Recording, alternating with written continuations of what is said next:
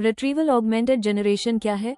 Large language models बहुत powerful होते हैं, लेकिन इनके साथ एक बड़ी लिमिटेशन भी होती है।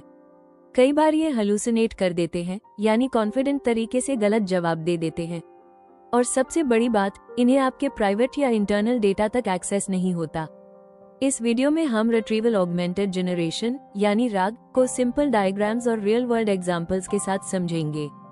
जैसे जैसे ऑर्गेनाइजेशंस जेनरेटिव एआई अपनाती हैं, एक्यूरेसी बहुत क्रिटिकल हो जाती है।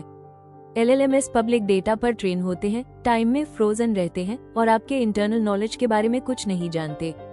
यही गैप है जिसे राग सॉल्व करता है। बाय डिफॉल्ट एक LLM को आपकी कंपनी पॉलिसीज, प्रोडक्ट मैनुअल्स या कस्टमर रिकॉर्ड्स की जानकारी नहीं होती।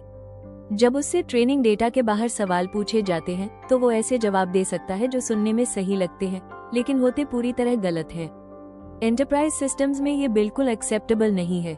रिट्रीवल ऑगमेंटेड जनरेशन LLM को इम्प्रूव करता है इन्फरेंस टाइम पर रेलेवेंट एक्सटर्नल नॉलेज को प्रॉम्प्ट में जोड़कर। सिर्फ मेमोरी पर डिपेंड करने की बजाय मॉडल रिट्रीव्ड फैक्ट्स के आधार पर रीजनिंग करता है। अब आर्किटेक्चर देखते हैं। यूजर किसी एप्लीकेशन के थ्रू क्वेरी सबमिट करता है। क्वेरी को सीधे LLM को भेजने के बजाय सिस्टम पहले एक रिट्रीवर को कॉल करता है। रिट्रीवर एक वेक्टर डेटाबेस में सर्च करता है, जहां आपके डॉक्यूमेंट्स के एम्बेडिंग स्टोर्ड होते हैं, जैसे PDFs, नॉलेज बेसिस या इंटरनल विकीज। सबसे रेलेवेंट चंक्स को प्रॉम्प्ट में ऐड किया जाता है और फिर वो LLM को भेजे जाते हैं।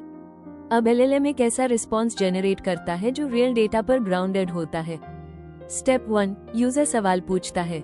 स्टेप 2, रिट्रीवर एम्बेडिंग्स का यूज करके सेमांटिक सर्च करता है। स्टेप 3, रिट्रीव्ड कॉन्टेक्स्ट को ओरिजिनल प्रॉम्प्ट के साथ कंबाइन किया जाता है। स्टेप 4, LLM कॉन्टेक्स्ट अवेयर और एक्यूरेट आंसर जनरेट करता है। राग हेलुसिनेशंस को काफी हद तक रिड्यूस करता है, क्योंकि मॉडल अब गेस नहीं कर रहा होता। वो रियल रिट्रीव्ड इंफॉर्मेशन के आधार पर जवाब देता है। इसी वजह से राग एंटरप्राइज वर्कलोड्स के लिए आइडियल है, जहां ट्रस्ट और ट्रेसेबिलिटी बहुत इंपॉर्टेंट होती है। कॉमन यूज केसेस में internal knowledge assistants, customer support bots और कंप्लायंस सिस्टम्स शामिल हैं। जहां भी आंसर्स का एक्यूरेट और एक्सप्लेनेबल होना जरूरी है, वहां राग एक स्ट्रॉन्ग चॉइस है। राग सिस्टम डिजाइन करते समय कई डिसीजंस लेने पड़ते हैं। चंक साइज रिट्रीवल क्वालिटी को अफेक्ट करता है।